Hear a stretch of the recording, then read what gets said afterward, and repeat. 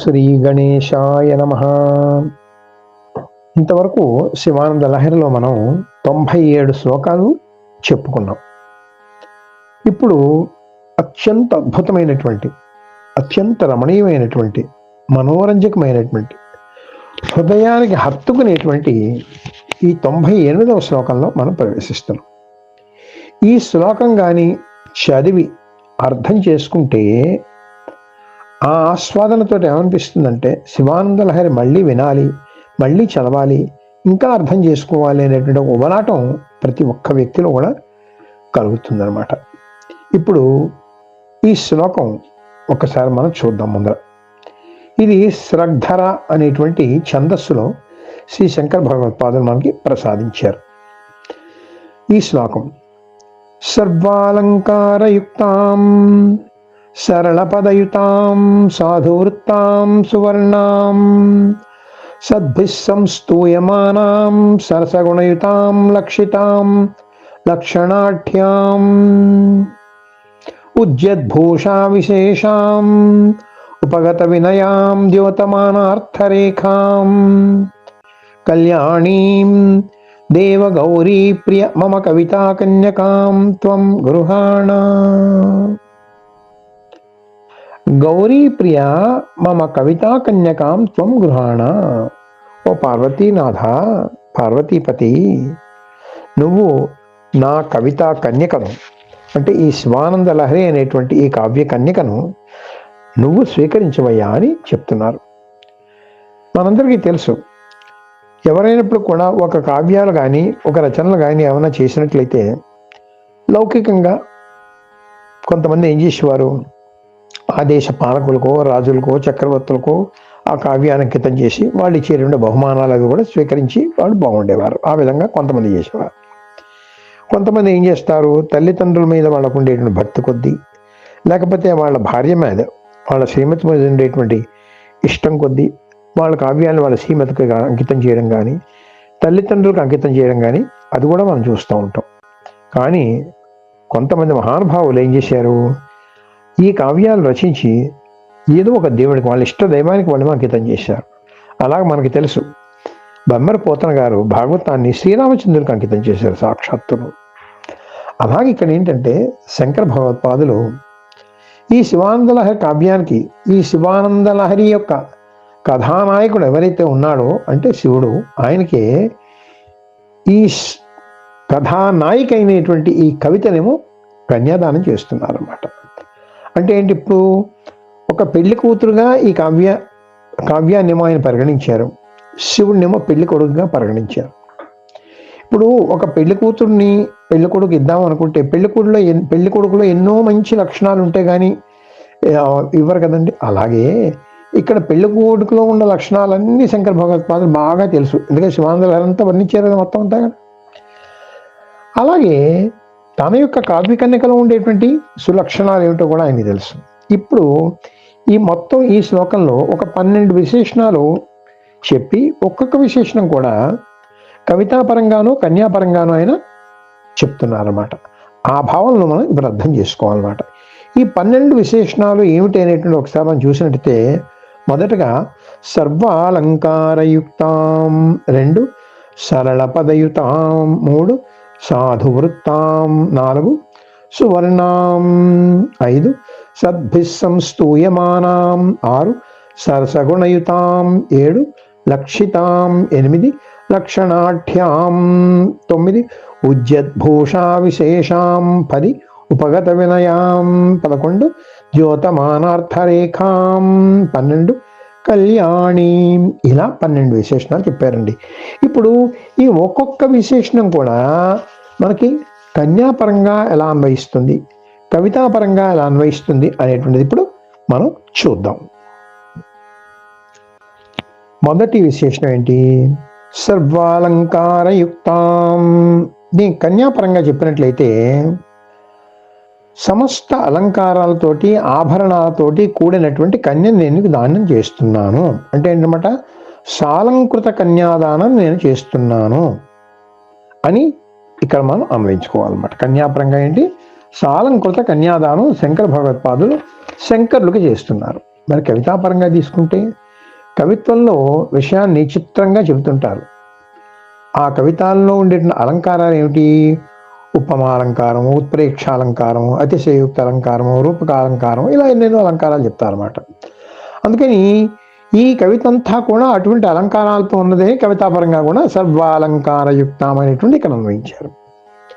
రెండవ విశేషణం సరళ పదయుతాం. కన్యాపరంగా చూస్తే ఈ కన్య పాదాలు చిగురుటాకుల్లాగా మెత్తగా కోమలంగా ఉంటాయట. అలాగే ఆ పాదాల్లో ఆమె నడక కానీ నడత కానీ చాలా ఆహ్లాదకరంగా చూడముచ్చటగా ఉంటుందట, తిన్నగా ఉంటుందట, చూడడానికి అందంగా ఉంటుందట. అలాగే సరళ పదయుతాం అనేటువంటి దానికి ఇంకా ఏం చెప్పారంటే చక్కటి మాటలు, సరళమైనటువంటి మాటలు, పలుకులు పలికేటువంటిది అని చెప్తారు. కవితాపరంగా చూసినట్లయితే కవిత్వంలో వాడే పదాలు వాక్యాలు మొదలైనవి కూడా చాలా తేలిగ్గా చదువుతుంటే ఆనందాన్ని కలుగజేసేట్టుగా, హృదయాల్లో హత్తుకునేటట్టుగా అటువంటి శబ్దాలతోటి ఇవి ఉంటాయి అని సరళ పదయుతాం అని చెప్పారు. మూడో విశేషణం సాధువృత్తాం. కన్యాపరంగా చూసినట్లయితే కన్య చాలా సాధువైనది, అంటే మెత్తని సాత్విక స్వభావం కలిగినటువంటిది. ఆవిడ ప్రవర్తన ఎటువంటిది అంటే ఇలా ఉంటే బాగుండనే అనేటువంటి వంక పెట్టడానికి లేనటువంటిది అనమాట. ఏ వంక పెట్టలేమన్నమాట. అలాగే అమ్మాయి తాలూక శరీరంలో ఉండే ఆ కోణాలు తేరినటువంటి శరీర ఆకారం కానీ చక్కగా గుండ్రంగా వంపులు తిరిగి ఎంతో చూడడానికి చూడముచ్చటగా ఉంటుందన్నమాట. అది సాధువృత్తాం అని కన్యాపరంగా. మరి కవితాపరంగా చూసినట్లయితేను కవిత్వాన్ని మనం కవులు చెప్పేటప్పుడు ఏం చేస్తారు, కొన్ని ఛందస్సులు దానిలో వాడతారు. దాన్నే వృత్తములు అంటారన్నమాట. ఇప్పుడు మనకు ఈ శివానంద లహరిలో వాడినటువంటివి 11 రకాల ఛందస్సులు వాడారు, వృత్తాలన్నమాట. అవేంటివి? శిఖరిణీ ఛందస్సు, శార్దూల విక్రీడితం, వసంతమాలిక, వసంత తిలక, పుష్పితాగ్ర, ఆర్యాగీతి, శాలిని, మాలిని, వంశస్థం, శ్రద్ధర, ధృత విలంబితం అనేటువంటివి ఇలా 11 రకాల ఛందస్సులు వాడారు. చాలా శ్లోకాలు శిఖరిణీ ఛందస్సులోను అలాగే శార్దూల విక్రీడితంలోనూ కూడా కనబడతాయి. మిగిలినవేమో కొన్ని మిగిలిన ఛందస్సులు కూడా కనబడుతుంటాయి. ఇటువంటి చక్కటి మెచ్చదగినటువంటి ఛందస్సుల్లో చెప్పినటువంటి కావ్యం ఈ శివానంద లహరి అని చెప్పేసి సాధువృత్తాం అని ఇక్కడ కవితాపరంగా కూడా చెప్పారన్నమాట. ఇప్పుడు సువర్ణాం, ఆకర్షణీయమైనటువంటి రంగు. కన్యాపరంగా చూసినట్లయితే అనమాట, వర్ణం అంటే రంగు అనేటువంటి కూడా అర్థం ఉంది కదండి. అంటే ఈ కన్య వంటి రంగు అంతా కూడా లేత వన్య పసిమి రంగు అనమాట. అంటే తప్తకాంచన వర్ణం, దబ్బపండు ఛాయ అంటారు చూసారా, అలాంటిది అనమాట. అటువంటి ఛాయతో ఆకర్షణీయంగా, చాలా ఆదరణీయంగా, సొంపుగా, అందంగా ఉంటుంది. ఉత్తమమైనటువంటి వర్ణంలో ఉంటుంది. అంటే ఉత్తమ వంశంలో జన్మించింది అని కూడా ఇక్కడ మనం చెప్పవచ్చు. కవితాపరంగా చూస్తే ఈ కవిత్వంలో వాడినటువంటి అక్షర సంప్రదాయం అంతా కూడా చాలా చక్కటి అక్షరాలతో ఉన్నటువంటివి. అంటే దీనిలో మహాప్రాణాలు అనేటువంటి చాలా తక్కువ ఉంటాయి. మహాప్రాణ అక్షరాలు అనేటువంటి చాలా తక్కువ ఉంటాయన్నమాట. మహాప్రాణ అక్షరాలు అంటే ఏంటంటే వ్యాకరణంలో గాలిని ఎక్కువగా ఉపయోగించి ఒత్తి పలికేటువంటి అక్షరాలు, అంటే ఒత్తులతో ఉండే అక్షరాలు ఉంటాయి. వాటిని మహాప్రాణములు అంటారన్నమాట. ఉదాహరణకి ఖ, ఘ, ఛ, ఝ, ఠ, ఠ, థ, థ, ఫ, ఫ, అలాగే షే, ష, స, హ మొదలైన అక్షరాలతో ఉండే పదాలు చూడండి. ఘటము, ఖడ్గము ఇలాగా ఉండేటువంటి అవి కొంచెం ఇవి మహాప్రాణాలు అంట. ఇటువంటి మహాప్రాణాలు వీటిలో చాలా తక్కువ ఉంటాయి. అందుకని సువర్ణం అని చెప్పన్నారు. అలాగే ఎక్కడ కూడా వ్యర్థాక్షరం కానీ అశుభ సూచకమైనటువంటి అక్షరం అలాంటి అక్షరాలతో ఉండేటువంటి పదాలు కానీ ఎక్కడా వాడబడలేదన్నమాట. అందుకని ఇవి సువర్ణం అంటే చాలా శుభంకరమైనటువంటి అక్షరాలతో తేలిగ్గా ఎవరైనా పలకదగినటువంటివి అనేటువంటి ఇక్కడ సువర్ణం అనేటువంటి దానికి మనం ఇక్కడ చూసుకో. ఉదాహరణకు చూడండి, చాలా శ్లోకాలు ఉన్నాయి. ఒక శ్లోకం మనం చెప్పుకున్నట్టే చూడండి, అంతలో ఒకటి చెప్పుకున్నాం మనం.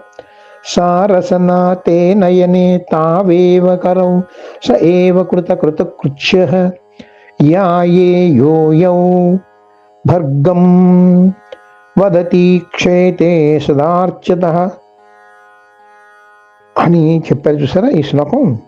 అలాంటి ఈ శ్లోకంలో చూడండి, మహాప్రాణాలు ఏదో ఒకటో రెండో ఉన్నాయి తప్పితే మిగిలిన కూడా చాలా తేలికైనటువంటి సువర్ణమైనటువంటి అక్షరాలను కూడా దీనిలో మనకి కనబడుతున్నాయి అన్నమాట. ఆ విధంగా సువర్ణం అనేటువంటిది కన్యాపరంగాను కవితాపరంగా కూడా అన్వయించారన్నమాట. తర్వాత సద్భి సంస్తూయమానాం, కన్యాపురంగా చూస్తే సాముద్రిక శాస్త్రవేత్తలు సౌందర్య సౌశీల్య విజ్ఞత కలిగినటువంటి వారి చేత చక్కగా కొనియాడబడినది, మెచ్చబడినటువంటిది అని చెప్పడం. సద్భి అంటే గొప్ప పండితులు అన్నమాట. అలా పండితులందరూ కూడా మెచ్చదగినటువంటి, చూడగానే ఈ అమ్మాయి చాలా అదృష్టవంతులు అవుతుంది, ఏ ఇంట్లో పడుతుందో కానీ ఈ అమ్మాయి ఇంటి ఈ అమ్మాయి మెట్టిన ఇల్లు ఉంది, ఆ ఇల్లు కూడా ఎంతో శోభాయమానం అవుతుంది ఈ అమ్మాయి అడుగు పెట్టినట్టయితే అంటా చూసారా. అలాగనమాట. అలాగా ఈ గొప్ప గొప్ప వాళ్ళందరూ కూడా ఆమెను చూడగానే మెచ్చుకునేటువంటి లక్షణములు కలిగినటువంటి సంస్తూయమానం అనేటువంటిది. కవితాపరంగా చూస్తే పండితుల చేత విమర్శకుల చేత చక్కగా ప్రశంసించబడినది.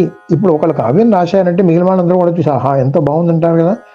అలాంటి పండితులందరూ కూడా ఇది మెచ్చుకున్నారనుకోండి, దాన్ని అంటే సద్భి సంస్తూయమానం అంటారు అన్నమాట. తర్వాత సరసగుణయుతాం, కన్యాపరంగా చూస్తే సమయ సందర్భాలు తెలుసుకుని సందర్భోచితంగా సరస సల్లాపాలతో ప్రణయ కోపాలతో గారంగా మనస్సుకి హత్తుకునే విధంగా విజ్ఞతతో మసలుకునేటువంటి సరసురాలు, సుగుణాల రాశి అని మనం చెప్పాలన్నమాట. సరస గుణయుతం అంటే కన్యాపరంగా అనమాట.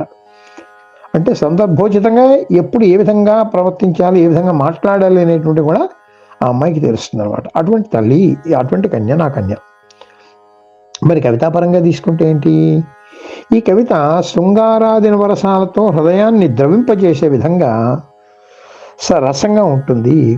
అంటే కావ్యం నిండా కూడా మాధుర్యాది గుణాలు ఉంటాయి అన్నమాట. కావ్యం చదువుతుంటే ఎంతో మధురంగా ఉంటుందన్నమాట, ఎంతో సరసంతో కూడి ఉంటుందన్నమాట. అటువంటి చక్కటి రసవత్తరమైనటువంటి కావ్యం అని చెప్పడమే కదా సరస గుణయుతాం అని చెప్పారు. తర్వాత లక్షితాం, కన్యాపరంగా చెప్పినట్లయితే సాముద్రిక శాస్త్రానికి సరిపోయే విధమైనటువంటి మంచి లక్షణాలు. చూడండి, చాలా మందికి కనుముక్కు తీయగా ఉన్నట్టయితే ఈ కన్ను ఇలా ఉంటే బాగుండేది, ఆ ముక్క అలా ఉంటే బాగుండేది అని ఇంకా వంకలు పెట్టక్కర్లేదు. అన్నీ కూడా చెప్పిన చక్కదనం అంటారు చూసారా. అటువంటి అన్ని కనుముక్కు తీరంతా కూడా సాముద్రిక శాస్త్రంలో ఏ విధంగా చెప్పారో అటువంటి సులక్షణాలు కలిగినటువంటి యోగ్యురాలైనటువంటిది అని లక్షితాం అనే మాటకు మనం చెప్పవచ్చు అన్నమాట కన్యాపరంగా. మరి కవితాపరంగా చూస్తే మంచి కావ్య లక్షణాలు అంటే ఏమిటి, శిల్పము, అర్థము, శబ్దము, శైలి మొదలవన్నీ కూడా దీనిలో కావ్యానికి ఉండాల్సినటువంటి లక్షణాలు, మంచి లక్షణాలు ఏవైతే ఉన్నాయో అవన్నీ కూడా దీనిలో ఉన్నాయి అనేటువంటిది ఇక్కడ చెప్పడం అనేటువంటిది కూడా మనం గ్రహించుకోవాలన్నమాట. ఇప్పుడు 8వ లక్షణం గురించి చెప్పుకుందాం మనం. 7 లక్షణాలు అయిపోయాక మనకి ఇప్పుడు 8వ లక్షణం లక్షణాఢ్యాం. ఆఢ్యాం అంటే సంపన్నమైన అర్థం అన్నమాట. కన్యాపరంగా తీసుకుంటే సలక్షణాలు కలవారు ఎంచుకునే విధంగా ఉంటుంది. అంటే ఏంటంటే ఆ సంపన్నమైనటువంటి లక్షణాలు కలిగినటువంటిది అనేటువంటిది కన్యాపరంగా. మరి కవితాపరంగా చూస్తే చక్కని విషయాలు ప్రతిపాదించబడ్డాయి దీనిలోనూ. ఈ కావ్యం చదివి తీరాలి అని సత్కవులు పండితులు కూడా ఒక లక్ష్యాన్ని పెట్టుకుంటారు అన్నమాట. ఎప్పుడైనా చదివితే ఇలాంటి కావ్యం చదవాలి, ఇటువంటి సులక్షణాలు ఉండేటువంటి కావ్యాన్ని చదవాలి, సుసంపన్నమైనటువంటి కావ్యాన్ని చదవాలి అని పెద్ద పెద్ద గొప్ప గొప్ప వాళ్ళందరూ కూడా ఒక లక్ష్యంగా పెట్టుకుంటారు అనమాట. అది లక్షణాఢ్యాం అని చెప్పారు. 9వ లక్షణం ఉద్యద్భూషా విశేషాం. ఉద్యత్ అంటే ప్రకాశిస్తున్న, అంటే చూడగానే మంచి పవిత్రమైన భావాలు కలిగేటువంటి విధంగా ఆదరంగా ఉండే అలంకార శోభన కలిగినటువంటిది అని అర్థం అన్నమాట. అంటే చూడగానే ఎంతో మెరుస్తూ ఉంటుంది, ప్రకాశిస్తూ ఉంటుంది అన్నమాట. అది కన్యాపరంగా చూసినట్లయితే. కవితాపరంగా చూస్తే కావ్యం చదువుతున్న కొద్దీ కూడా కొత్త కొత్త భావాలు, అర్థాలు కూడా మనకేమో స్ఫురిస్తూ ఉంటాయి అన్నమాట, ద్యోతకమవుతూ ఉంటాయి అన్నమాట. అందులో ఉండేటువంటి అలంకారాలు కానీ, లేకపోతే అక్షరాలు కానీ, పదాలు కానీ, శబ్దాలు కానీ, వాక్యాలు కానీ, అర్థం కానీ, వాచ్యార్థం కానీ, అంతరార్థం కానీ ఏమైనా తీసుకున్నట్లయితే మళ్ళీ చదవాలి, ఇంకా ఎంత బాగుందో అని అనిపిస్తుంది అనమాట. అది ఉజ్జద్భూషా విశేషాం అని చెప్పారు. 10వ లక్షణం ఉపగత వినయం. ఉపగత అంటే తెలియబడిన, వినయ విధేయతలు కలిగినటువంటిది. అంటే ఏంటో చూడగానే ఈ అమ్మాయి చాలా వినయం ఉంటుంది, చాలా విధేయవంతురాలు అని ఈ అమ్మాయిని పెద్ద పరీక్షించి మాట్లాడి విమర్శించి చేయవలసిన అవసరం ఏమీ లేదనమాట. చూడగానే తెలిసిపోతుంది అనమాట ఆ అమ్మాయి మంచి వినయ విధేయతలతో ఉన్నటువంటి అమ్మాయి, సుసంపన్నురాలు, మంచి లక్షణాలు ఉన్నదని అమ్మాయిని చూడగానే తెలిసిపోతుంది. అది కన్యాపరంగా.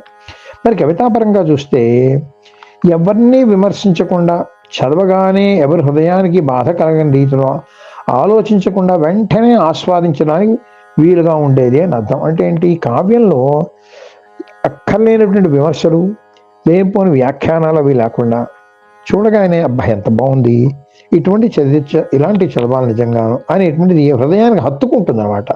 అది ఉపగత వినయం అనే మాటకి కావ్యపరంగా తీసుకుంటే ఈ విధంగా మనం చెప్పవచ్చు అనమాట. తర్వాత 11వ లక్షణం ద్యోతమానార్థరేఖాం. అంటే సాముద్రిక శాస్త్రం ప్రకారం మంచి చిహ్నములు కలిగినట్టు, కన్యాపరంగా తీసిన హస్తాల్లోని, చేతుల్లోనూ, కాళ్లలోనూ సుస్పష్టంగా కనబడే భాగ్యరేఖ చిహ్నాలు ఉంటుంది. ఈ కన్యను పెళ్లి చేసుకుంటే వీడికి బాగా కలిసి వస్తుంది, ఈ అమ్మాయి ఎక్కడ అడుగు పెడితే అక్కడ బాగుంటుంది అనేటువంటిది ఆ లక్షణాలు అనేటువంటి సుస్పష్టంగా కూడా అమ్మాయిలో కనబడుతుంటాయి. అది జ్యోతమానార్థరేఖం అని కన్యాపరంగా చెప్పారు. కవితాపరంగా చెప్తే కావ్యంలో వాడినటువంటి పదాలకు చాలా ప్రముఖమైనటువంటి అర్థాలు, అంతరార్థాలు కూడా ఉంటాయి. ఇందాక చెప్పుకున్నాం చూసారా, ఒక అర్థం తీసుకుంటే ఆ అర్థమే కాకుండా దానికి వివిధ రకాలుగా కూడా మనం అన్వయించుకోవచ్చు అనమాట. అంతరార్థం కానీ, ఇంకా విశేషార్థం కానీ, లేకపోతే ఇంకా పరమార్థం కానీ, ఏది చూసినప్పటికీ కూడా చాలా బాగా దీనిలో మనకి అన్వయించుకోవచ్చు అనమాట. 12వ లక్షణం కళ్యాణి. మంగళకరమే. కళ్యాణం అంటే మంగళపరమే. అంటే కన్యాపరంగా తీసుకుంటే ఈ ఇంటికి రాగానే ఆ పుట్టినింటికి మెట్టినింటికి కూడా ఎంతో కీర్తిని తెచ్చుతుంది ఈ అమ్మాయి. అందరికీ కూడాను, వాళ్ళకి వీళ్ళకి కూడా ఎంతో శుభం కలిగిస్తుంది ఈ అమ్మాయి అనేటువంటిది కళ్యాణి అంటే మంగళప్రదమైనటువంటిది అని. కవితాపరంగా తీస్తే ఈ కావ్యం కానీ చదువుకున్నట్లయితే, దాన్ని ఆకలింప చేసుకున్నట్లయితే, దాన్ని మనం జీవితంలో ఆచరించినట్లయితే జీవితాన్ని చక్కదిద్ది మోక్షాన్ని కూడా కలుగజేసేటువంటి మోక్షప్రదమైనటువంటి కావ్యము అని కళ్యాణి. అంతకన్నా మోక్షం కన్నా కళ్యాణం లక్షణం ఏముందండి, అదనమాట. అలాంటి మొత్తం ఈ 12 సద్గుణ సంశోభితమైనటువంటి ఈ కవితా కన్యనేమోను నీకు నేను పాణిగ్రహణం చేస్తున్నానయ్యా మహానుభావ, నా మీ దయతోటి నువ్వు అంగీకరించి ఈ కావ్యానికి కృతి భర్తగా నువ్వు ఉండి నన్ను కృతార్థుని చేసి నా జన్మ సార్థకం చేయ మహానుభావ అని శంకర భగవత్పాదులు శివానందలహరి కావ్యాన్ని, ఈ శివానందలహరి కావ్యానికి కథానాయకుడు అంటే హీరో అయినటువంటి ఆ శంకరుడికే ఆయనము కన్యాదానంగా ఇస్తున్నారట. ఎన్ని లక్షణాలు చెప్పారండి. నిజంగా ఈ లక్షణాలని చూసినట్లయితే కన్యకి ఎటువంటి లక్షణాలు ఉండాలో అనేటువంటి లౌకికంగా మనకు నిజంగా తెలుస్తుంది. ఎవరైనా కావ్యం రాసినట్లయితే ఎటువంటి కావ్యం రాయాలో అనేటువంటి కూడా మనకు తెలుస్తుంది. అసలు కావ్యం అనేటువంటిది ఎటువంటి కావ్యం మనం చదవాలి అనేటువంటి కూడా మనకు తెలుస్తుంది. ఈ విధంగా ఇన్ని లక్షణాలతో ఉన్నటువంటి శివానంద లహరి మనకి ప్రసాదించినటువంటి ఆ శంకర భగవత్పాదులకి సాష్టాంగ దండ ప్రణామములు చేసుకుంటూ నమశివాయ సాంబాయ శాంతాయ పరమాత్మనే. మన మోహనవాణి కార్యక్రమాలు మీకు నచ్చినట్లయితే వెంటనే ఒక లైక్ చేయండి, అలాగే కామెంట్ చేయండి, ఎక్కువ మందికి షేర్ చేయండి. సబ్స్క్రైబ్ చేసుకోకపోతే వెంటనే మన ఛానల్కి ఇప్పుడే సబ్స్క్రైబ్ చేసుకోండి. ధన్యవాదాలు.